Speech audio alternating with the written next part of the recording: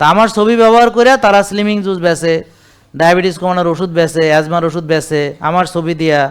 এগুলো হলো দুষ্টরা। তাহলে আমার পেজ চিনতে হবে আপনাদেরকে। আমার পেজ কোনটা, যেখানে 34 লক্ষ ফলোয়ার আছে সেটা আমার পেজ, যেটা ব্লু বাটন আছে সেটা। আর বাকি যা আছে এটা বিশ্বাস করবেন না। এখন যদি আপনি ওই ফেক পেজ বিশ্বাস করেন তাহলে বুঝবো আপনি তো এগুলো চালাইতেই জানেন না, তাহলে সোশ্যাল মিডিয়া থেকে দূরে থাকেন। আমার কথা বোঝেন নাই? যে অথেন্টিক পেজ চিনে না, তাহলে অথেন্টিক পেজ চেনার জন্য সবচেয়ে ভালো বুদ্ধি কি? ফলোয়ার কয়জন। তাহলে আমাদের এখানে ফলোয়ার হচ্ছে 34 লাখ।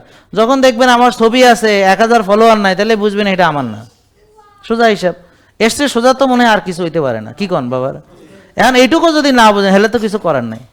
এরপরে ধরেন আমার প্রোডাক্টে এই আলটিমেট অর্গানিক লাইফের সিল থাকবে, তাহলে যেখানে আলটিমেট অর্গানিক লাইফের সিল নাই সেটা আমার প্রোডাক্ট হইতে পারে না। ঝামেলা শেষ।